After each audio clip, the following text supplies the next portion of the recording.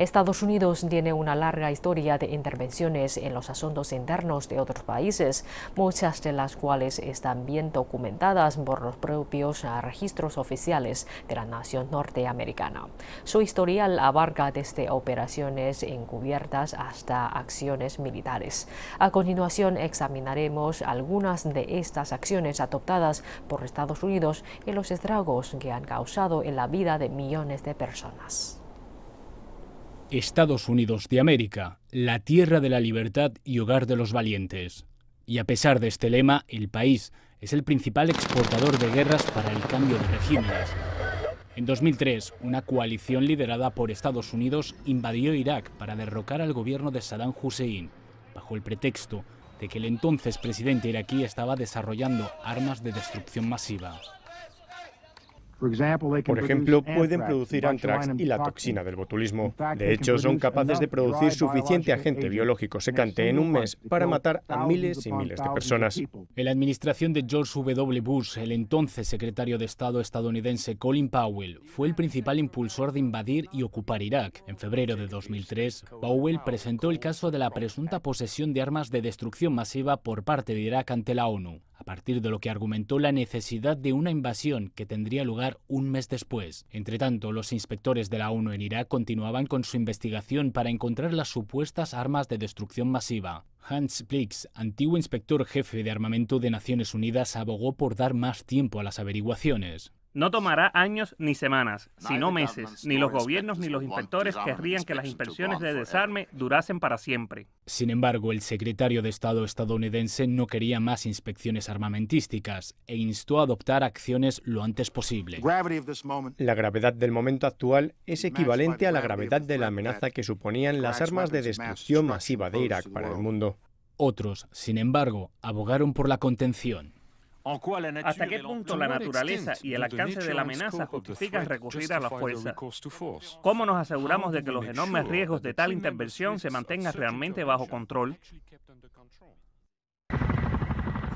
Sin un consenso en el Consejo de Seguridad de la ONU, la coalición liderada por Estados Unidos estableció una fecha límite para la acción militar.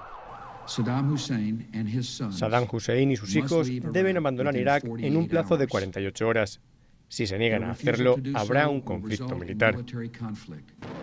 Y Saddam Hussein se negó a abandonar su país. Los denominados ataques aéreos conmoción y pavor se iniciaron en marzo de 2003. En ese momento, Estados Unidos, apoyado por Polonia, Australia y Reino Unido, lanzó la ofensiva contra Irak. Tras una intensa persecución, Saddam fue capturado, llevado a juicio y ejecutado. Sin embargo, había un problema.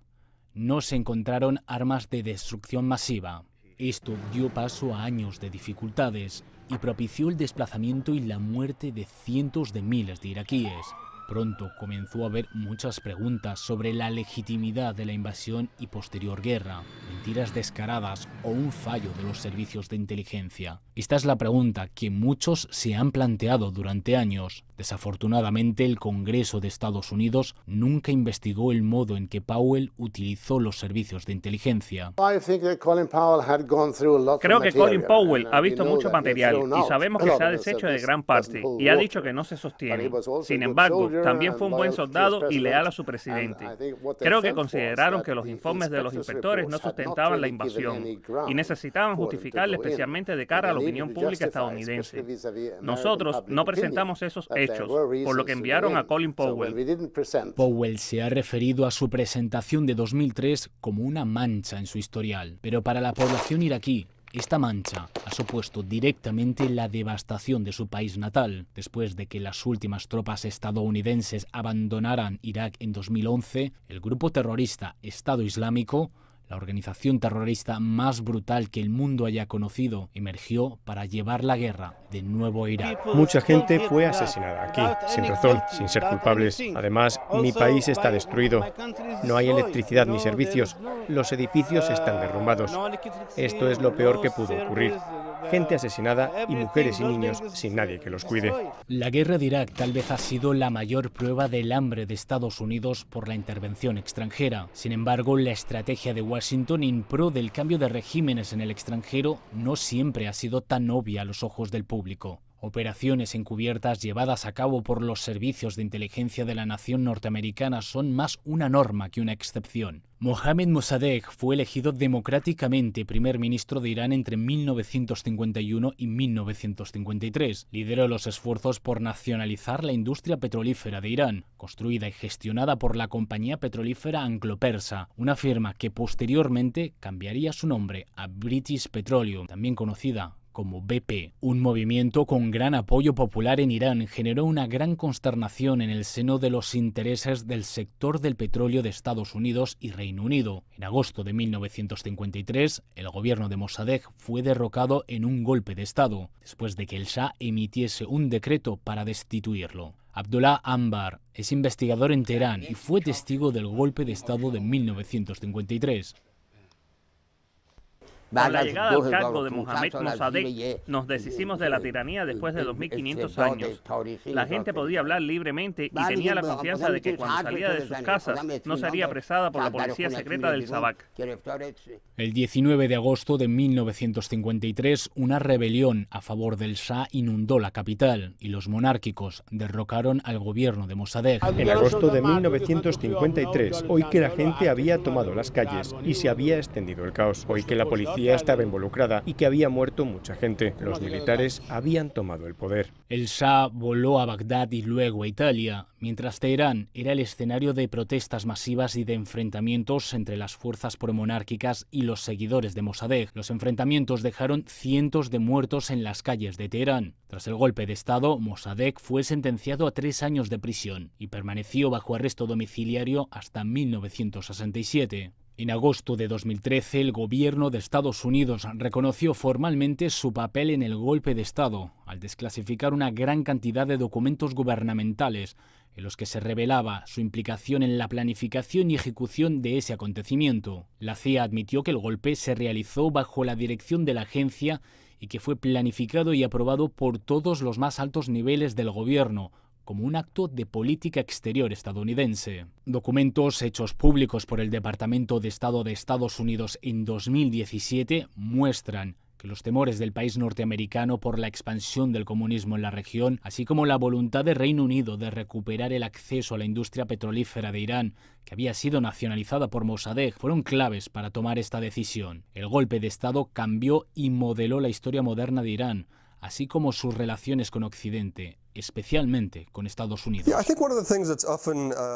Creo que uno de los aspectos que a menudo es fácil de obviar y olvidar cuando se analiza la historia de las relaciones entre Estados Unidos e Irán es el hecho de que no siempre fueron tan enconadas como lo han sido en los últimos 40 años. La admiración por Estados Unidos comenzó realmente a evaporarse en 1953, cuando la CIA respaldó el golpe contra un primer ministro muy popular, aclamado y elegido constitucionalmente en Irán. En las décadas sucesivas, Estados Unidos incrementó su apoyo, no siempre incondicional, al Shah de Irán, su último rey, quien se fue volviendo más dictatorial durante su reinado. El sabor amargo del intervencionismo estadounidense sigue muy presente en la memoria de los iraníes. En ese momento, Estados Unidos tuvo un papel y lo sigue teniendo actualmente. Siempre están ahí.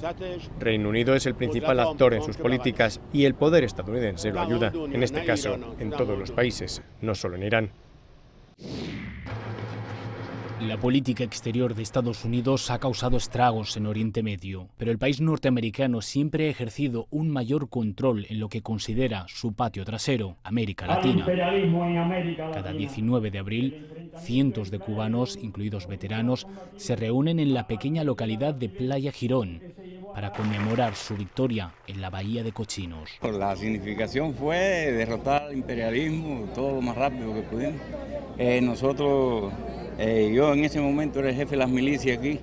La Bahía de Cochinos es un acceso aislado en la costa sur cubana, a unos 200 kilómetros de distancia de la capital, La Habana. Fue allí, en abril de 1961, donde cerca de 1.400 estadounidenses, respaldados por exiliados cubanos anticastristas, entrenados y armados por la CIA, desembarcaron en la orilla. La CIA previó que una vez que las fuerzas invasoras hubieran desembarcado en las playas cubanas, se produciría un levantamiento popular contra Fidel Castro. Sin embargo, se produjo el efecto contrario. La mayoría de los cubanos se manifestó en apoyo del gobierno. Fidel Castro se encargó personalmente del contraataque y en menos de 72 horas de duros combates finalizó la incursión. Sin embargo, más de 50 años después, la batalla continúa ensombreciendo las relaciones entre Estados Unidos y Cuba. No levantaremos las sanciones sobre el régimen cubano hasta que ofrezca libertad política al pueblo cubano. Tras el fallido intento de golpe militar respaldado por la CIA de 1962, el presidente John Fitzgerald Kennedy declaró el embargo total del comercio con Cuba. Sectores cubanos como el sanitario, el agrario y el educativo se enfrentan a barreras para la adquisición de productos, herramientas y maquinaria. La calidad de vida de mis hijos mejoraría si no existiera el bloqueo. Las autoridades cubanas señalan que el embargo es el principal obstáculo para el desarrollo económico de la isla. Todos los países del mundo se han manifestado en contra del embargo. La mayoría de países comercia con Cuba. Como puede observar, China posee unas importantes relaciones comerciales con Cuba. Eso demuestra que Estados Unidos actúa en contra del mundo. No es bueno para Estados Unidos. Estados Unidos se ha convertido en un país aislado. Las medidas entraron en vigor en 1962 como parte de los esfuerzos por derrocar al gobierno cubano. Desgraciadamente, Cuba es solo un ejemplo de las campañas estadounidenses para cambiar gobiernos en Latinoamérica y más allá. De acuerdo con un artículo publicado por Foreign Policy en 2013, entre otros casos confirmados de las campañas de golpes de Estado emprendidos por la CIA alrededor del mundo, con documentos gubernamentales como pruebas, estarían los golpes de 1954 en Guatemala, de 1961 en República Dominicana, de 1964 en Brasil y el de 1973 en Chile. Además de las campañas para derrocar gobiernos de forma directa, Estados Unidos ha interferido en las elecciones nacionales de otros países, incluidas las elecciones de Japón en 1950 y 1960 y las de Líbano en 1957. De acuerdo con un estudio, Estados Unidos ha intervenido abiertamente o de forma encubierta en al menos 81 elecciones extranjeras durante 1946 y el año 2000. Se han producido no pocos llamamientos dentro y fuera de Estados Unidos para poner fin a sus operaciones de cambios de gobierno y de guerras. Sin embargo, la maquinaria política y militar de Estados Unidos sigue funcionando. El director y productor estadounidense Oliver Stone habló con franqueza sobre los principales errores del intervencionismo estadounidense. Pensar que tienes razón en todo y pensar que eres el bueno es un gran error. Toda esta actitud hacia el tercer mundo en 1950, bajo John Foster Dulles y Eisenhower, sentó un terrible precedente para Estados Unidos. Estados Unidos, en repetidas ocasiones, en Vietnam, en el tercer mundo, apoyando al colonialismo en África y Asia y Oriente Medio, ha delimitado muchas barreras étnicas, ha roto los corazones de mucha gente y ha matado a muchas personas. Lo hemos hecho a través de apoderados como en Irán o Arabia Saudí. Hemos trabajado siempre. Somos muy buenos en las sombras. Creo que somos expertos en relaciones públicas. Somos expertos en controlar gobiernos. Nos deshicimos del régimen iraní cuando se volvió muy independiente. Nos deshicimos del régimen indonesio cuando también se volvió muy independiente. Estos son países muy importantes. Los hemos manipulado entre las sombras mediante relaciones públicas, empresas de publicidad, dinero y bancos. Ya sean las cicatrices de la guerra en Oriente Medio por las acciones militares estadounidenses o las dificultades económicas y personales que sufre el pueblo cubano por las sanciones económicas de Estados Unidos, el legado del intervencionismo estadounidense continuará siendo una carga en los hombros de la comunidad internacional durante muchos años. CGTN en español.